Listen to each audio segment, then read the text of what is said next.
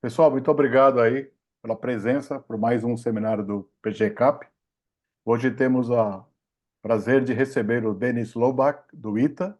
Ele é professor associado junto, né, na divisão de ciência de computação. Ele fez, como é que chama? Engenharia de computação pela Universidade de Mogi, em São Paulo. Mestrado e doutorado no ITA, em engenharia eletrônica e computação, na área de informática. Tá? Ele tem bastante experiência na engenharia de computação, especificamente a arquitetura de computadores e sistemas aviônicos. Em sistemas aviônicos, ele trabalha com sistemas embarcados em tempo real, computação reconfigurável, projeto de sistemas com base nos modelos formais de computação. Ele também foi engenheiro em indústrias de setor aeronáutico, né? Ele participou do desenvolvimento e modernização de sistemas aviônicos e também integração de novos sistemas em aeronaves. Foi professor do Unicamp e também foi pesquisador visitante de KTH, Royal Institute of Technology, na Suécia. Como eu já disse, ele é professor adjunto à divisão de ciência de computação do ITA. E a área de pesquisa é concentrada em sistemas embarcados. Mais uma vez, em nome do programa, gostaria de agradecer, Denis. Por favor, fique à vontade, Denis, para explicar, dar o seu seminário. Muito obrigado outra vez. Ok, BJ, obrigado novamente pelo convite aí. É um prazer aí poder compartilhar um pouquinho, a gente conversar aqui durante esses 40, 50 minutos aqui sobre o que eu tenho feito aqui. Então, eu agradeço o convite aqui, professor BJ. A gente já se conhece de uma longa data aí, né? Desde o tempo que eu estava fazendo doutorado. Bom, então ele já fez uma apresentação. Eu vou tentar ser mais dinâmico aqui, eu não preparei nenhum slide. Então a gente vai nessa linha, mostrando, tentando abordar aqui. A pergunta está no final, né, BJ? Desculpe. Se preferir, podemos interromper durante sua palestra ou, para ser mais dinâmico, ou deixar uma pergunta para o final, mas aí fica a seu critério. Tá, por mim, talvez se tiver alguma dúvida aí, alguém quiser colocar, a gente vê se Tá bom. não estende muito, né? Porque aí, É. vamos lá. Outra Fala um pouquinho. coisa, a gente está gravando, tudo bem? Tudo bem. Ah, obrigado, valeu. Ah, então, meu interesse de pesquisa está basicamente nessas três principais linhas aqui, né? Sistemas reconfiguráveis, computação reconfiguráveis, sistemas embarcados heterogêneos e como model-based design. Então, esse primeiro tópico de reconfigurable computing aqui é basicamente você ter uma arquitetura reconfigurável em tempo de execução, ou seja, é a paradigma do hardware se adaptar ao software e não o contrário, né? Porque o que a gente vê hoje na computação tradicional é o software se adapta a uma arquitetura fixa de hardware lá e vê. Mas o que a gente tem observado nos últimos tempos aí, pegando a lei de Moore mesmo, é que então, o que a gente vê aqui nesse último final aqui é que ah, os computadores não têm mais basicamente aumentado simplesmente frequência, né, pela diminuição do número de transistores numa mesma área, né? Então, ao invés disso, tem colocado vários cores aqui e a frequência mesmo do computador ela não tem aumentado como era nessa Golden Era aqui, que era a lei de Moore que a gente conhece, né? Então, a cada 2 anos, basicamente, se duplicava o número de transistores e dobrava a performance do computador. Então, mais nesse final aqui, a gente já vê não vê a lei de mais tão forte como era antes. Então, a gente chega mais num platô aqui ultimamente. Então, essa história de computação reconfigurável vai nessa linha, né, de um outro paradigma que chama Domain Specific Architecture, ou seja, a, a gente tenta agora ter uma arquitetura específica para um tipo de problema. Isso tem tudo a ver com sistemas embarcados heterogêneos. É justamente essa ideia de você não ter mais uma unidade fixa como uma CPU para fazer todo tipo de processamento. Então, no mesmo chip, você pode ter ali diversas arquiteturas de computador diferentes, né? Então, Um exemplo clássico disso é os chips da Apple. Então, você tem GPU, você tem DSP, você tem FPGA, você tem CPU, tudo no mesmo packet ali. E isso está no terceiro pilar, né, de como fazer o desenvolvimento disso de uma maneira correta desde o princípio, né, que é uma filosofia de design by correct by construction. Basicamente, esse pilar é apoiado por formal model based design, ou seja, você tentar fazer o desenvolvimento formal. Então, vou pegar alguns papers aqui para a gente discutir, né? Quando eu comecei a pesquisar isso em 2012, aqui, aliás, 2016. Vamos pegar um primeiro paper aqui, esse aqui, por exemplo. Tá aqui. Então, esse foi um artigo publicado ainda no tempo que eu estava como professor na Unicamp, né? Depois voltei para o ITA aqui. Então, a ideia aqui era a aplicação disso em sistemas aviônicos. Então, vocês vão ver bastante sistemas aviônicos, porque eu tive uma experiência na indústria aeronáutica, então ainda tenho contato com o pessoal Saab, Embraer, né, vários colegas aí, e a gente ainda faz alguma pesquisa juntos. Então, a aplicação, na maioria dos casos, é para sistemas aviônicos, que é um sistema embarcado particular, né, hard real-time, safety critical, então tem várias coisas interessantes aí para ter aplicabilidade nisso. Então, a pesquisa começou como uma proposta de fazer a reconfiguração em tempo de execução, né? Esse runtime reconfiguration, aplicado para sistemas embarcados, né, críticos, que um exemplo disso é sistemas aviônicos. Então, por exemplo, a gente pega a ideia eu não sei se o tamanho está bom aí, se vocês puderem me dar um feedback aí, eu vejo se está. Ah, tá bom agora. Melhorou. Tá. Então, aqui a gente tem um System on Chip, né, que é o que a gente vê bastante hoje, né? Ou seja, no mesmo package ali você tem um dispositivo programável e um dispositivo reconfigurável.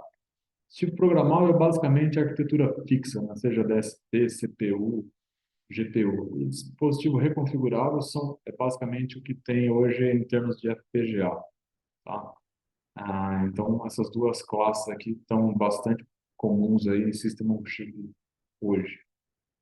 Vale lembrar que o objetivo da pesquisa também não é a aplicação única na tecnologia existente, ou seja, é você desenvolver um negócio que seja mais generalista possível, ou seja, se tiver uma outra tecnologia diferente de FPGA, a gente consegue aplicar também, ou seja, o conceito é geral o suficiente para ser extrapolado e ser independente de tecnologia. Então, aí aqui a gente tem uma descrição básica de como que são os elementos ali de um finite grain ou coarse grain FPGA, né? Você tem flip-flop, tem um cap table ali, e para selecionar a saída daquele circuito.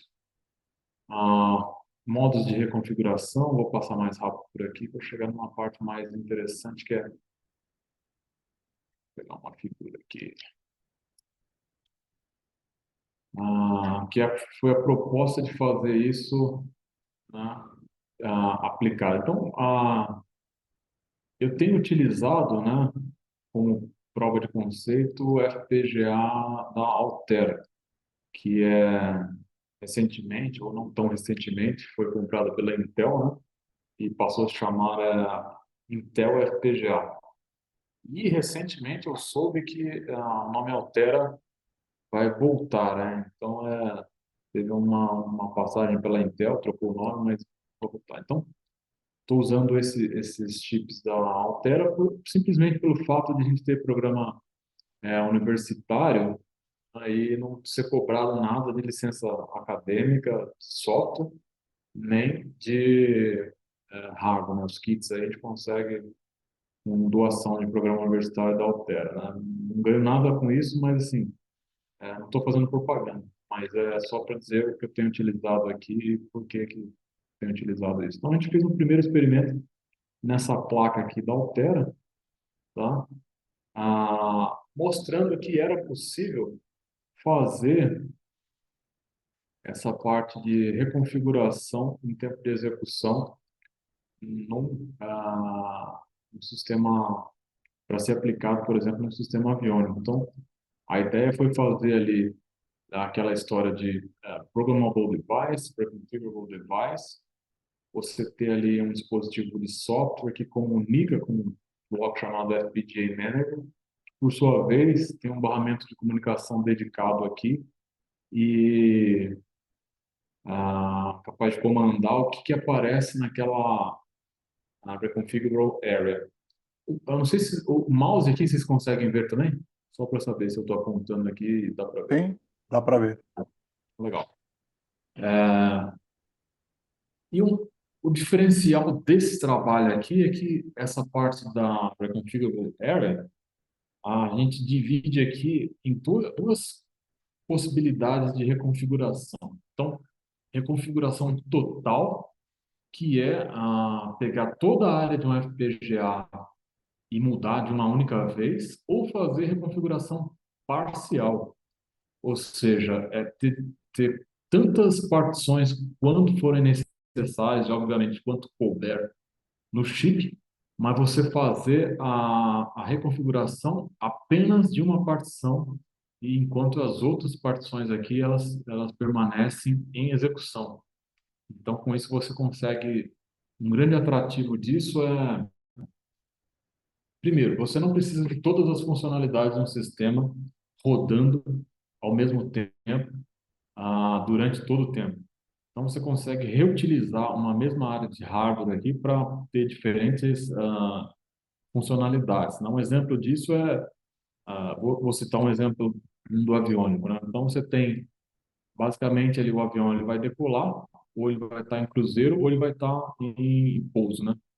Então, é take-off, cruise e landing, basicamente isso. Então, esses modos de operação podem estar mutuamente exclusivos no tempo e você consegue isso fazendo reconfiguração parcial. Ou seja, você tem uma exposição menor de hardware aqui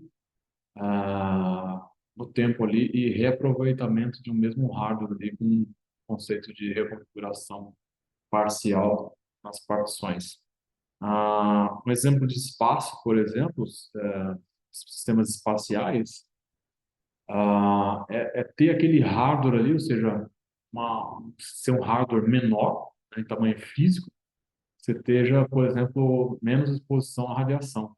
Então, é uma outra vantagem de usar, por exemplo, reconfiguração parcial para isso aí. Então, esse sistema aqui mostrou que era possível fazer a reconfiguração parcial em tempo de execução, tá? Usando apenas uma parcela do chip do FPGA. Mostrou, temos resultados aqui de numéricos, né? Que vão mostrar quantos bytes, quanto isso demandou de tempo, quanto isso demandou de potência. E esse trabalho, então, inicial foi nesse sentido de mostrar que era possível, então, fazer uma aplicabilidade aqui para sistemas reconfiguráveis em sistemas aviônicos. Né? Você tem uma garantia que funcionar. Vou vamos avançar no tempo aqui. Uma continuação desse trabalho foi justamente colocar. Então, aquele ali era um sistema mais. Trabalho que foi mais na linha de arquitetura de computadores, mostrando o que dava para fazer. Né? E aqui, tem uma apresentação, deixa eu ver se chego direto aqui na onde. Então, aqui, esse outro paper, né? A ideia é que ele mostrasse, então, como fazer a modelagem formal daquele sistema de reconfiguração. Então, aqui tem um background antes aqui, acho que eu posso comentar que a gente usa o conceito de modelos de computação. Tá? Então, deixa eu ver aqui. Então, esse aqui, por exemplo, é um modelo de computação síncrono, onde você tem entradas e saídas e aplicação de uma função aqui, né? Isso aqui, então, é chamado de um processo, né? Nesse caso, esse processo ainda é adaptativo. Por quê? Dentro do paradigma de programação funcional, que é diferente do paradigma imperativo, tudo é descrito como uma função. Então, a saída aqui, né, esse O, é descrito como uma função, ou seja, é a aplicação daquele processo adaptativo, né, esse adaptive process aqui, baseado numa função que ele recebe aqui. Então, tem um conceito interessante aqui em programação funcional, que as funções, né, esse cara aqui é uma função, ele pode receber uma outra função, né? Então, isso é chamado, né, de função de alta ordem aqui, né? Uma função recebe uma função, pode retornar também uma função. Então, além dos dados normais que essa função recebe, ela recebe também um outro parâmetro que é uma outra função. Ou seja, esse cara aqui, ele pode ser entendido como um placeholder, onde a aplicação da função ela vem junto com o parâmetro da função. Ou seja, naquele tempo, né, esse cara aqui, se for discretizado em tempos de k, né, no tempo k, essa função pode ser alterada, tá? Então, TK mais um, por exemplo, essa função pode ser alterada. Então, eu consigo aqui escrever formalmente como é o processo de reconfiguração. E aí tem um exemplinho aqui, né? Mas esse trabalho, então, foi para já mostrar a continuação disso aqui, né? Que a gente provou que funcionava em termos de hardware, né? Hardware e software, toda a infraestrutura aqui. Agora, como que eu modelo isso em alto nível? Esse trabalho a gente discutiu sobre isso. Então, na sequência, deixa eu pegar.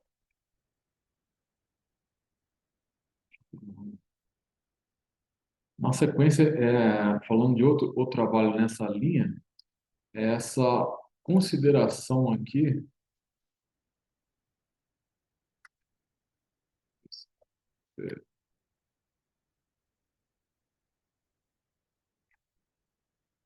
Tá, vou buscar no Google, então, peraí. Não sei achar. Algumas considerações que a gente tem sobre a aplicabilidade de Domain Specific Architecture em sistemas aviônicos. Deixa eu ver se vai esteja aqui.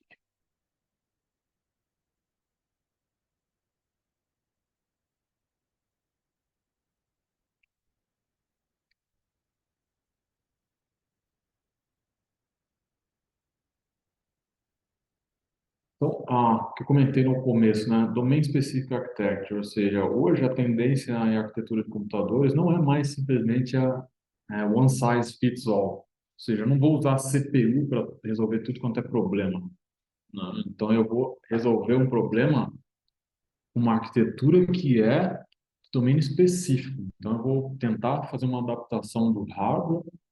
Tentar não, né? A gente vai usar um hardware que seja direcionado para o tipo de problema, né? Domain específico daquele tipo de problema. Então, a gente fez um estudo aqui da algumas considerações isso para sistemas aviônicos, né? Então, teve uma discussão inicial aqui, algumas normas que são clássicas em aviônicos, né? Que é para hardware, DO 254, para software, DO 178, né? Para sistemas aviônicos civis, para militar muda um pouquinho, mas civil é mais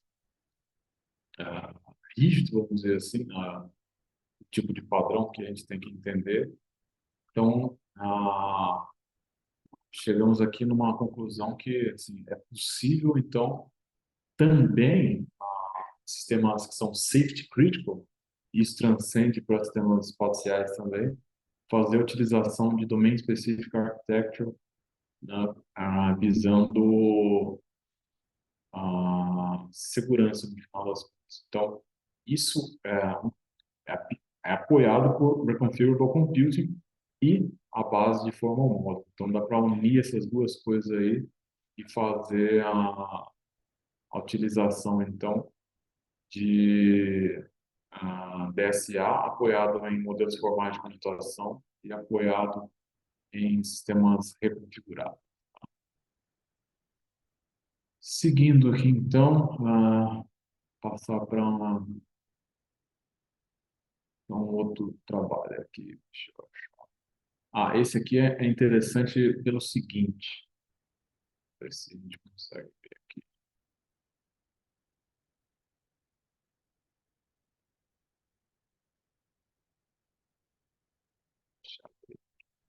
Esse aqui é interessante pelo seguinte. Uma vez que a gente quer fazer a runtime hardware configuration, a gente tem que saber duas coisas principais, né, entre outras aí. Quanto que isso vai consumir ah, de potência, né, de energia, e qual que é a performance de se fazer runtime reconfiguration, principalmente pegando reconfiguração parcial. Então, esse paper aqui foi nesse sentido, de prover um modelo tanto teórico quanto um modelo analítico e um modelo experimental dessas duas métricas aqui, Power Consumption e Performance. Isso pega principalmente para sistemas baseados em bateria, né? Então, a gente, uma aplicação clara disso, por exemplo, é em satélites. Então, você tem que, se você for fazer muito isso, você tem que ter uma ideia de, em tempo de projeto, quanto que isso vai demandar aí de power consumption e quanto que isso vai oferecer em termos de performance, né? Os resultados desse paper aqui mostram aí que o estado da arte na época, isso aqui foi 2021, o estado da arte na época era 80 modelos com acurácia, né? Modelos analíticos aí com acurácia de 89%, né? Aliás, aqui não é esse número, né? O que a gente conseguiu foi, na verdade, 89% nesse paper aqui de power consumption, de acurácia, e 94% em termos de performance. Aí mais na frente aqui eu acho que tem quanto que era o estado da arte que a gente conseguiu evoluir. Mas aqui mostra, basicamente, um estudo aqui de usando aqueles dois conceitos que vão caminhar com a gente aqui, né? Que tem um dispositivo aqui programável, né? Programável aqui, um dispositivo reconfigurável, né? Em termos conceituais. E aqui a gente consegue ah, ter um modelo experimental aqui, né? De, de power consumption sendo desenvolvido. Deixa eu ver se vai chegar até a equação. Isso. Esse aqui é o modelo experimental de power consumption, esse aqui é o modelo analítico de power consumption. Deixa eu chegar em qual que é. Aqui. Então, esse aqui foi o modelo analítico que a gente conseguiu chegar de power consumption aqui, para entender em tempo de projeto, quanto que vai gastar de energia para fazer reconfiguração em tempo parcial, né? Então, esse cara que leva em conta, está escrito aqui, né? Capacitância do circuito, qual que é a tensão envolvida ali para a alimentação do circuito core, qual que é o período ali de clock para fazer a parte de reconfiguração, qual que é o tamanho em bytes daquele bitstream, né, que a gente chama de protocol. Depois esse nome foi descontinuado, a gente achou que não era um nome tão bom assim. Né? Qual que é o tamanho do bitstream ali para ser reconfigurado no tempo de execução e qual que era o tipo ali de reconfiguração que se fazia, né? Se fosse só uma escrita simples ou uma escrita dupla ali. Então, por exemplo, para sistemas espaciais, fazer essa técnica de escrita dupla, que é um scrubbing, pode ser inclusive uma técnica de safety, porque você sempre vai garantir ali que você não vai ter single event upset, por exemplo, né? Você vai sempre fazer uma reescrita daquela área de memória para não ter nenhum bit stuck ali. Então, esse trabalho aqui chegou nessa conclusão, né? Mostrando aqui ah, as equações aqui analíticas e experimentais, né? Então, modelo experimental, de novo, a gente usou esse chip da Altera aqui, o Ciclone 5, né? Que permite fazer configuração parcial. Vamos chegar ah, nos gráficos aqui. Então, aqui a gente consegue ver as diferentes estimativas aqui. Deixa eu ver se eu consigo mais. As estimativas, as curvas aqui, tanto da parte experimental, né, quanto da parte teórica, né? Então, a gente conseguiu ali 89% de acurácia para power e 94% de acurácia nesse modelo aqui para performance, né? Saber quanto tempo gasta e quanto de energia consome, né? Então, acho que aqui tem um número, deixa eu ver se eu acho aqui, um número de estado da arte que se conseguia aqui. Então, uma estimativa que conseguiu se fazer ali foi de 82% para performance, né? A gente conseguiu 94 nesse paper e 76 para power, a gente conseguiu 87 aqui. Então, foi um avanço interessante aqui em termos de saber como calcular aqui power consumption e performance em circuitos reconfiguráveis aí, tá? Modelos, modelo analítico e modelo experimental. Ah, uma outra trabalho interessante foi esse de analisar aqui algumas frameworks de como fazer o desenvolvimento formal de... acho que vou abrir outro aqui. Acho que esse aqui. Vou abrir agora. Peraí, acho que é esse aqui.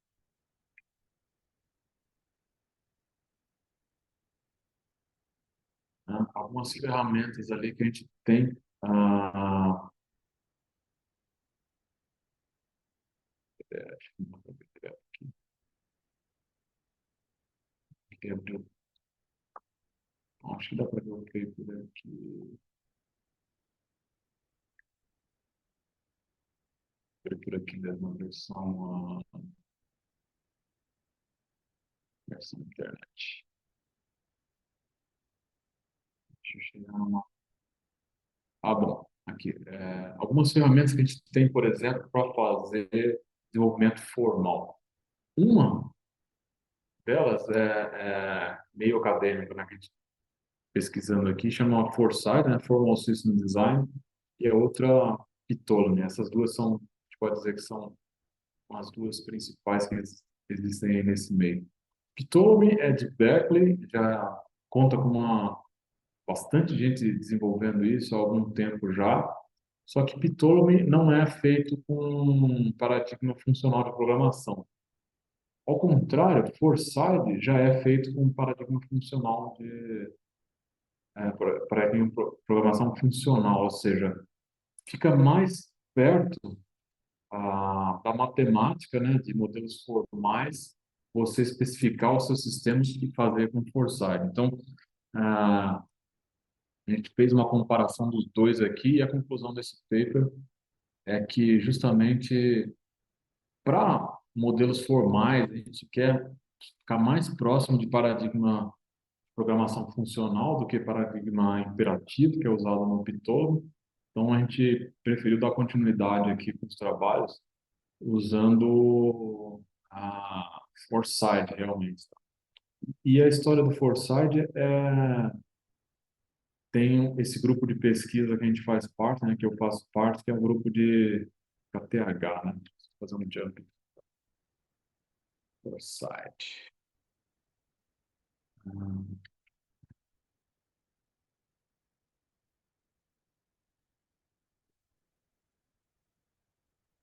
Então, aqui é a visão geral aqui da metodologia, né? Você tem os modelos formais de computação, você tem design constraints, você tem um modelo de plataforma também aqui, e aí com a aplicação de uma técnica de otimização, né? Design Space Exploration aqui, você consegue fazer um mapeamento no hardware e chegar na síntese e na compilação, para fazer a implementação do circuito, tá? Então, esse paper aqui, a conclusão é que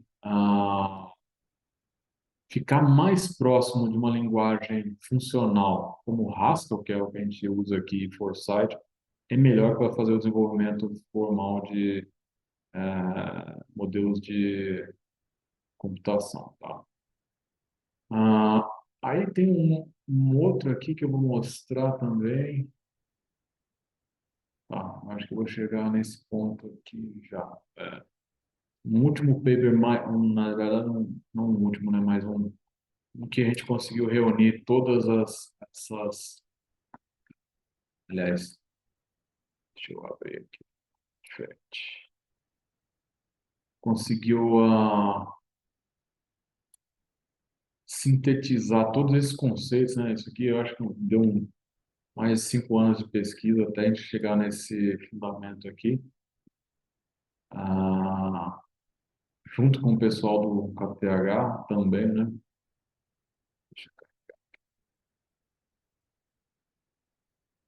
Então tem aqui, eu tenho um aluno que foi um aluno doutorado, um aluno doutorado no tempo da Unicamp, segundo doutorado de KTH, Ingo Sander, que é um, cliquei sem querer.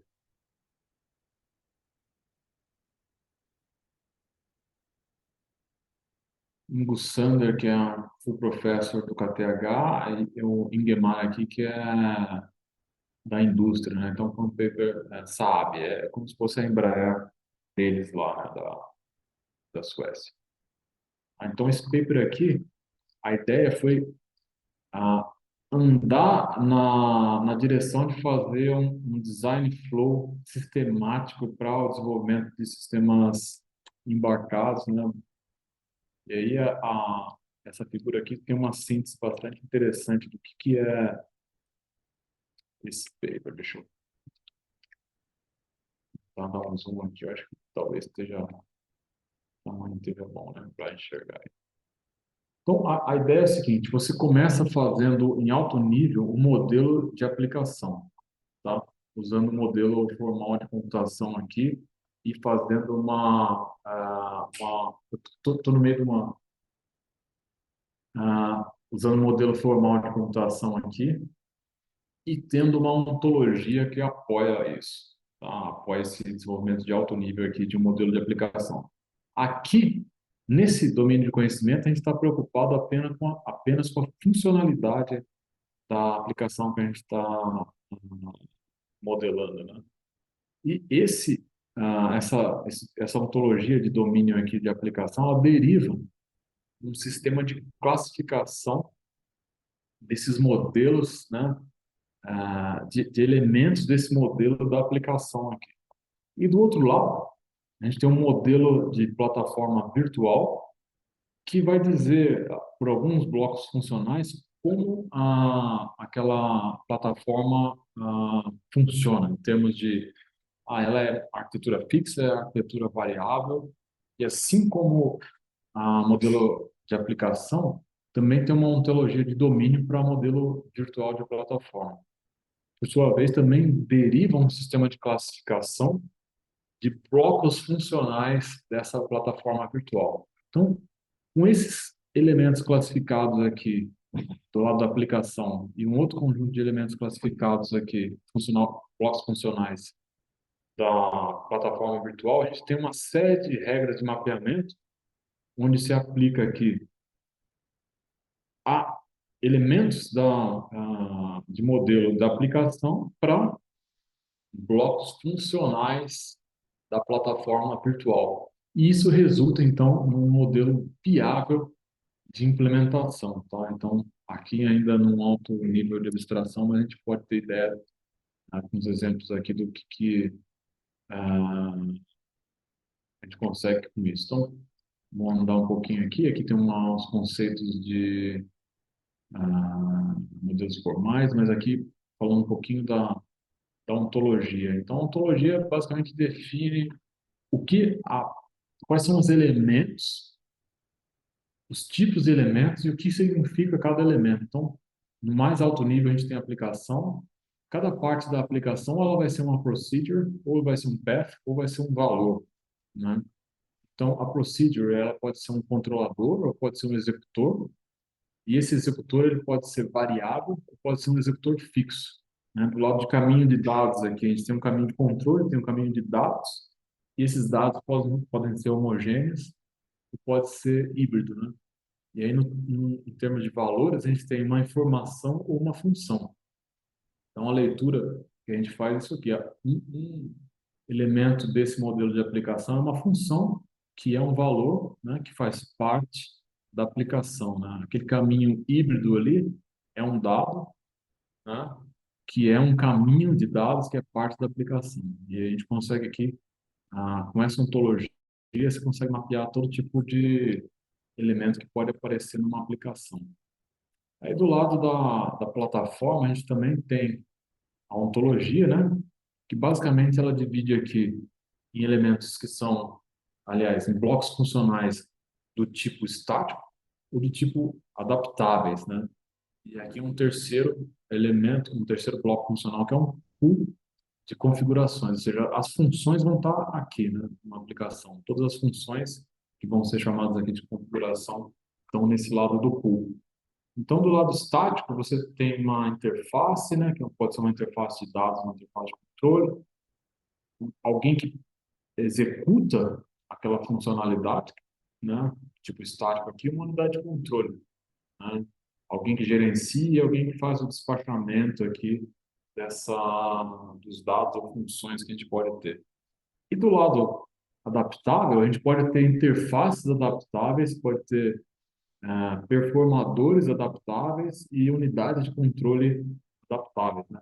Então, o mais interessante aqui é saber que, por exemplo, uma, um bloco funcional adaptável, que é um bloco é um performador, ele pode ser adaptável no modo de função, no modo de um switch select, que é esse chamado de mode, ou ele é reconfigurado apenas uma vez, né? Então, aqui a gente tem essas possibilidades. E uma vez que a gente conseguiu, aqui tem uma descrição maior dos blocos funcionais, né? Programable device, configurable device.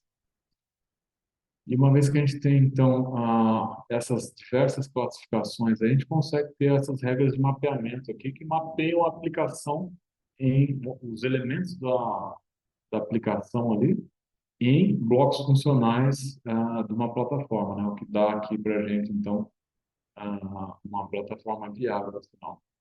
Um exemplo ilustrativo aqui, então a gente tem um sistema de criptografia sendo com reconfiguração em tempo de execução, né? Mostrando aqui, por exemplo, então, tem uma chave entrando aqui tem uma função entrando, então esse primeiro processo, essa primeira função aqui combina a chave com uma função. Aqui é um exemplo bem dummy, né? Mas ele pode ser complexo, tão complexo quanto a gente queira, tá? Essa função aqui. Depois, na sequência, tem uma ilustração nesse nível aqui. E aí, esse cara aqui gera, então, esse passa a ser um controlador que gera uma sequência, né? Um sinal aqui que é uma sequência de funções que vão ser aplicadas no input. Então, esse primeiro dado aqui, resultado do cipher, né, é o 256 sendo aplicado com a função mais um. Então, tem 257 aqui. O próximo dado, em 512, sendo aplicado com a função menos 4. Então, eu tenho 508 aqui. Aí, do lado de cá, aparece o cipher, né? A chave entrando aqui, as funções entrando aqui, e ele combina de novo para decifrar aqui. Ou seja, um 257 entrando com uma função menos um, sendo aplicada no cipher, vai gerar um resultado de 256 aqui. Então, esse é um modelo formal da aplicação. Isso vai ter aquela classificação em classe, né? Derivação de classes aqui. Ah, aqui um exemplo, né, do código feito em Foresight e Haskell, como que é a história, né? Então, sempre a gente coloca a descrição aqui em termos de função, certo? Então, é paradigma de programação funcional. E uma vez que a gente tem a plataforma de hardware aqui, isso gera um modelo virtual de implementação. Então, aqui, a gente olhando pelo tipo desse cara aqui, que é ele recebe uma função aqui como entrada, então ele é um, é um elemento adaptativo. Logo, ele vai aparecer aqui na parte reconfigurável. Tá? Então, aqui, por exemplo, é uma ideia de uma plataforma virtual viável, né, para ser implementado esse sistema desenvolvido em alto nível ali. Tá? Então, a parte de programmable device, a parte de configurable device, com todos aqueles sinais aqui. E aí, para mostrar que isso não pode ser tão complexo quanto necessário, a gente tem um outro sistema de estimativa de posição aqui de aeronaves, né? Então, sistema aviônico aqui, mostrando que a gente pode ter ah, as funcionalidades aqui sendo tão complexas quanto essas equações estão sendo mostradas aqui, fazer integração, fazer derivação. Então, isso aí, o tipo da função ali é transparente, tá? Mostrando aqui que a paradigma de funcional de programação, as funções são consideradas, né, ah, como first class citizens, né? Essa é a nomenclatura que usa. Então, tanto os dados quanto função pode ser entrada, né, de um processo ali, uma função feita em paradigma de programação funcional. Aí tem um código aqui também, Haskell. Então, esse paper aqui conseguiu fazer um início dessa ideia de você ter um jeito padrão, né, um design flow aqui sistemático para sair desde do modelo de alto nível formal de uma aplicação até uma implementação virtual. E aí, caminhando para o final aqui, a gente tem, deixa eu achar, tem um último exemplo que eu queria mostrar, depois na parte de discussão a gente pode falar mais disso se for o caso, né? Mas o último exemplo aqui é para mostrar que a gente pode sair desde do modelo formal de alto nível até a implementação física, por exemplo, em FPGA, utilizando essa ideia final ali, que é um high level synthesis, né, daquele modelo formal de aplicação. Então, ah, a gente está usando aqui a Foresight Deep, né, depois posso discutir um pouco mais do que é isso, mas basicamente a gente tem aquele sisteminha, né, do Cipher-Decipher aqui, feito em alto nível, né? E você então modela isso em Foresight, aqui Haskell Foresight, né? Tem um código de como faz isso e a gente tem um gerador automático, na verdade um compilador para VHDL, né?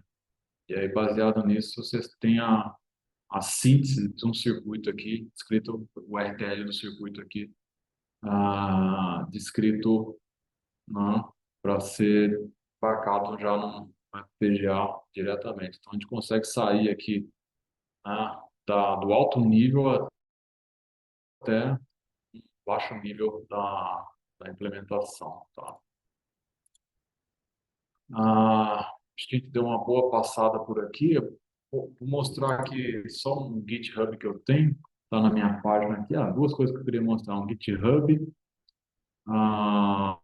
Deixa eu já ir direto para que vários exemplos desses que eu mostrei nos papers aqui tem já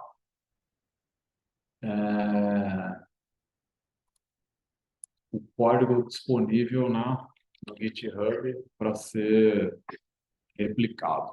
Tá?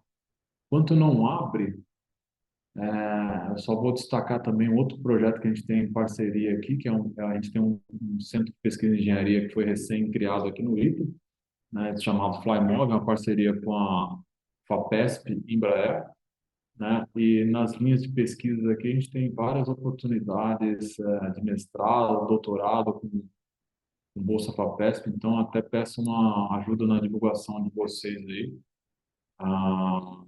para ajudar a gente a achar bons alunos aí, né? Então tem várias oportunidades aí com Bolsa FAPESP aqui para desenvolver nessa área que eu comentei, né?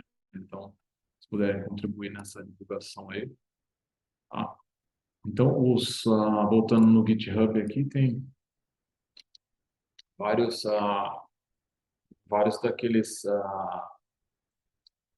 códigos aqui, né? Então, por exemplo, aqui tem aquele último código que eu comentei, né? Como que usa Foresight Deep, né? Tem um how-to aqui, como você instala, como que você roda os exemplos, né? O circuito que é gerado no final, baseado nisso. Então, tem várias coisas aqui. Ah, e além disso, tem um negócio bastante interessante aqui, que é um chipzinho de arquitetura RISC-V, né? RISC-V, feito num FPGA de padrão mais aberto, né? Esse AS40 aqui, né? Se eu conseguir implementar. Esse aqui tem um circuitinho o tamanho um quarto de cartão de crédito aqui, um FPGA com mil e poucos elementos lógicos, né? A figura aqui não está abrindo, então um pouco lento na internet, mas fazendo uma síntese aqui, por exemplo, de um circuito de uma CPU baseada em RISC-V. Então, uma outra coisa que é a linha de pesquisa que a gente trabalha é tanto você ter domínio completo do hardware, quanto domínio completo do lado do software. Então, a RISC-V é uma arquitetura de computadores, né, de padrão aberto hoje. Então, a gente viu com pandemia aqui, é, é bem complicado, assim, vocês sabem, né, geofencing e tudo mais. Então, ter domínio de tecnologia é extremamente importante. Bom, eu acho que eu falei bastante já. Posso tentar abrir para perguntas, se for o caso aí, né? Obrigado pelo tempo novamente. Ok, Denis, muito obrigado outra vez aí por colaborar com a gente. Importante trazer pessoas de diferentes áreas, né? Já que computação está virando muito interdisciplinar, vai ser um ótimo aprendizado para os nossos alunos. Bom, enquanto os alunos se organizam fazer perguntas, pessoal, podem fazer por chat, que Denis também pode ler, eu posso ler, e também quem tiver mais coragem pode fazer via microfone. Antes, eu vou fazer perguntas, assim, comentários. Você falou de computação reconfigurável, Uhum. que, no seu caso, você usa nos sistemas embarcados. Mas, num outro contexto, também é muito útil para nuvem, não é? Aplicações, especialmente para Sim, aumentar, diminuir recursos. sim. Inclusive, eu acho que, se eu não me falha a memória, a AWS já faz isso. Você tem a Ah, oportunidade de fazer um computador ali ser sintetizado sei, para a sua aplicação naquele momento ali. Você acabou de usar, ele sei, libera para outra funcionalidade completamente diferente, né? entendi. E quando você fala de reconfiguração, se for sistema crítico, como é que funciona a decisão? Porque tem que ser, até brincando, um pouco antes do tempo real. Sim. Então, para sistema crítico, um apoio que a gente tem são aqueles modelos analíticos, modelos experimentais, assim, quanto tempo eu vou gastar para fazer a configuração Ah, e quanto isso vai me tomar, por exemplo, de consumo de energia, né? tá Uma certo. primeira aplicação para sistema crítico que a gente está querendo fazer é justamente para aplicar intolerância à falha. Ou seja, quando aquele elemento falhou, você reconfigura um spare, por exemplo, para É, executar a funcionalidade total que aquele que falhou deixou de executar. E, em paralelo, você consegue analisar o cara que falhou isoladamente. Entendi. Então, assim, se você tiver um sistema com alguma redundância e um spare ali, Sei. aquele spare toma a funcionalidade, aí obviamente ele vai ter esse delta, né? Se vai funcionar em degraded, jeopardized por algumas unidades de tempo, Aham. mas o sistema consegue se recuperar com a funcionalidade total, considerando esse delta que é o tempo da reconfiguração. Uma Entendi. aplicação que a gente quer começar, por exemplo, é para tolerância à falha.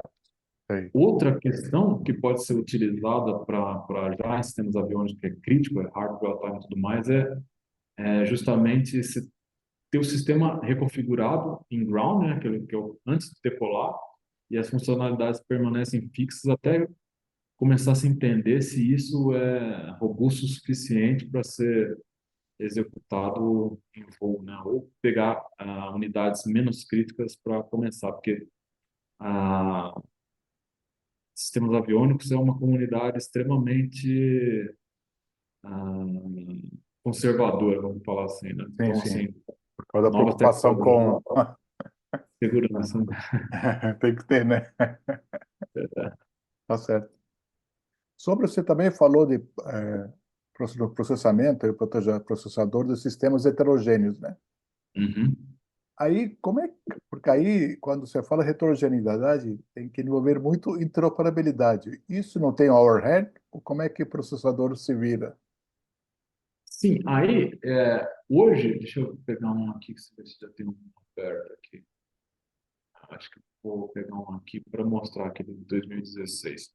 Você tem como é System on Chip, Ah, você tem alguns barramentos de alta velocidade com largura de banda também selecionável.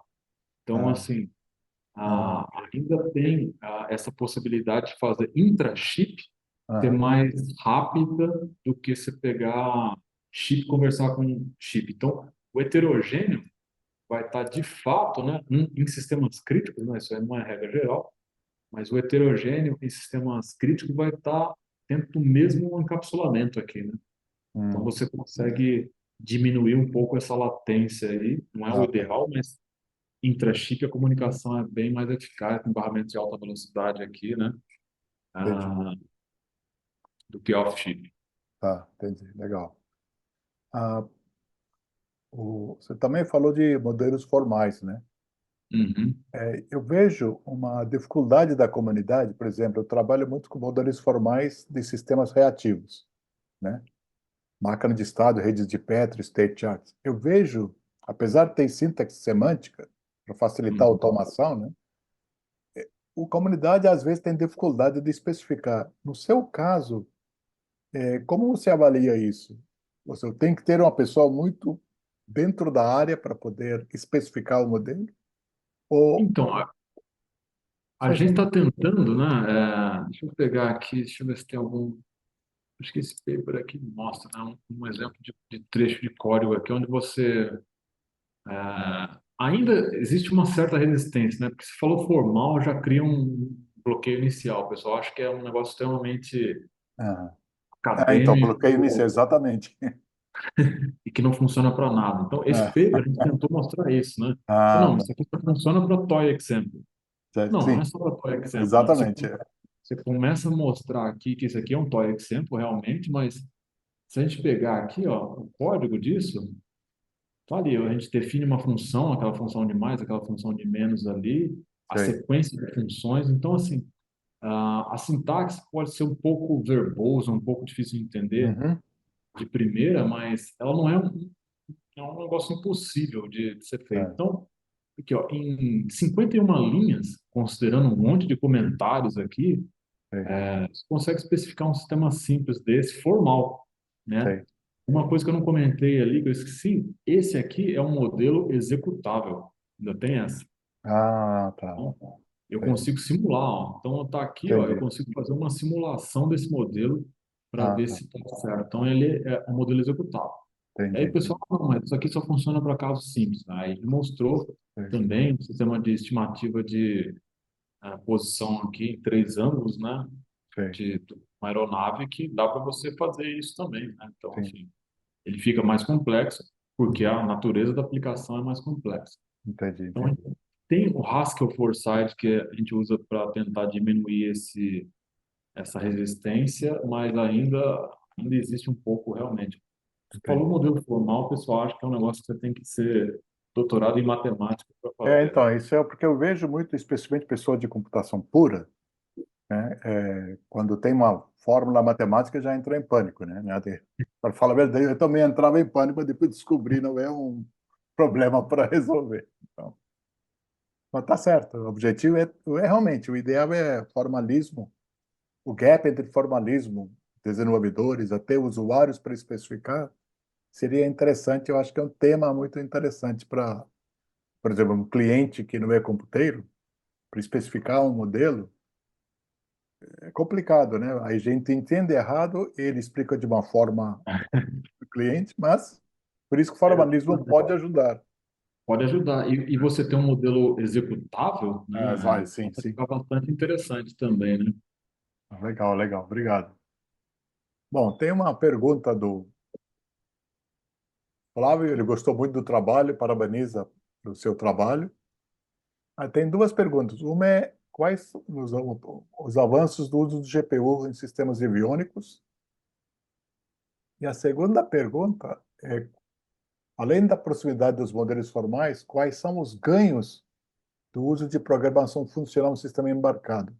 Por exemplo, Tá, tem ganho de performance? tá. Então, vamos ver pela primeira aqui. O uso de GPU em sistema aviônico, vai depender do seguinte, né? Como eu falei, comunidade de sistemas aviônicos é uma comunidade bastante conservadora. Então, se Uhum. falar em multiple core já é um negócio que não é todo mundo que já faz. Se falar em utilização de cache, já não é todo mundo que já faz, hoje já faz um pouco mais, mas assim, tudo que é não determinístico, né, multiprocessamento, cache, já é uma questão muito complicada para sistemas aviônicos por duas coisas, é hard real time e é safety critical. Uhum. Você quer ter determinismo, você quer saber que aplicar A na função X vai sempre dar B. Isso aí tem que ser invariante no tempo. A natureza de arquitetura da GPU é mais voltada para aplicações que demandam, por exemplo, multiplicação de matrizes, renderização, ou como o pessoal usa muito hoje, né? Não foi a ideia inicial, mas hoje se usa muito é a inteligência artificial, né? Então, para o domínio de conhecimento de sistemas aviônicos, não tem um uso enfático de GPU, porque os processamentos que são feitos de maneira embarcada não tem tanta coisa assim para utilizar a GPU. Embora a gente tenha algum processamento de radar e tudo mais, mas não tem nada assim que é muito estado da arte, algum diferencial. Então, né, para GPU, para hoje, para inteligência artificial, que é basicamente manipulação, multiplicação de matriz, né? É o que usa mais. Ok. Tá? Não sei se eu respondi, depois ele pode me dizer aí. Tá legal.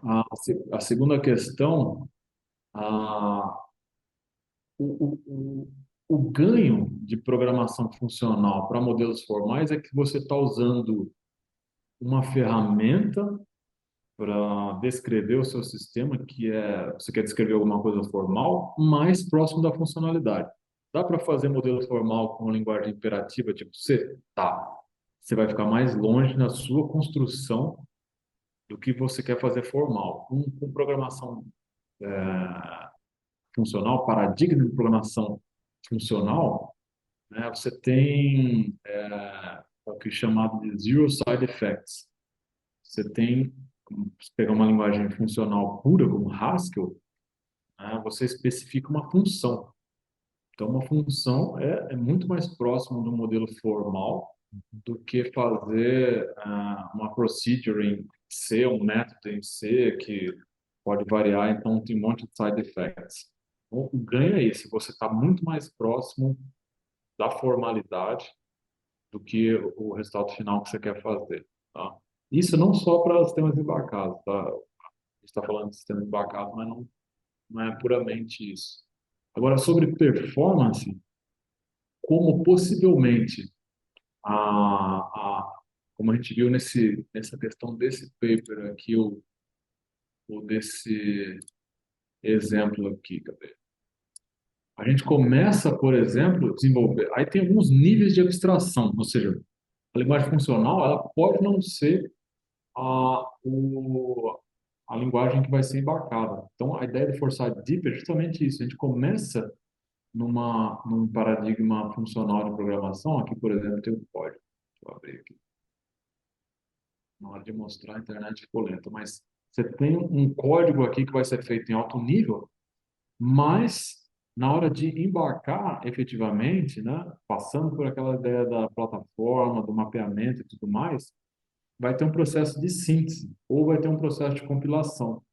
Então, o binário ali que vai ser embarcado possivelmente não vai ser no nível de abstração da programação funcional. Embora Haskell possa ser compilado e dar performance equivalente a C e C++, né? Tem um outro paper, esse paper aqui mostra isso, tá? Então, se vocês quiserem consultar aqui, tem uns gráficos aí que mostra isso, que no final, como o Haskell é uma linguagem compilada, tá? Níveis de performance estão equiparados a outras linguagens compiladas com o C, o que difere, por exemplo, de coisas interpretadas com o Python e afins, tá? Certo. É, bom, uma mensagem não tem. Pessoal, se tem mais alguém que tem alguma pergunta? Eu gostaria de fazer uma pergunta. Por favor. Oi, Denis. Boa tarde a todos aí. Parabéns pelos trabalhos que você desenvolveu. Eu gostaria de fazer uma pergunta para você. Não sei se é uma pergunta muito simples, mas não sei se é óbvio, mas uma coisa que ficou meio vago que eu não consegui entender é essa coisa do, do sistema. Você falou que o hardware, hardware que corrige o software, não o contrário, né? Se Conforme o que adapta, se acontece. adapta. Aí ele se adapta, isso, se adapta. Você poderia dar um exemplo de como que isso acontece? Porque eu pensei, exemplo, um avião, ele vai se corrigindo a altura conforme os sensores vai pegando ali a altura que ele está, por exemplo. Uhum. Você poderia dar uma aplicação, não sei se eu falei besteira, mas você poderia dar uma aplicação para poder entender? Sim? Sim, quer ver? Vou tentar mostrar aqui, por exemplo, né? Então, esse caso que você falou é mais ele se adapta para um sistema de controle, né? É justamente isso, né? Você tem o set point, né? E o sistema de controle vai, se a gente pensar no se adaptar, não é muito um se adaptar, mas é um buscar aquele elemento de referência. Então, baseado nos sensores, ele vai fazer a correção ali de posição, né, com os atuadores e buscando ali a resposta dos sensores para permanecer no seu set point. Então, essa o que acontece. Agora, como isso acontece é o que nós estamos falando aqui nesse paper. Então, nesse trabalho, nessa ideia que eu coloquei aqui, que aqui, ó, então, o sistema de controle pode ser a sua aplicação aqui, ó.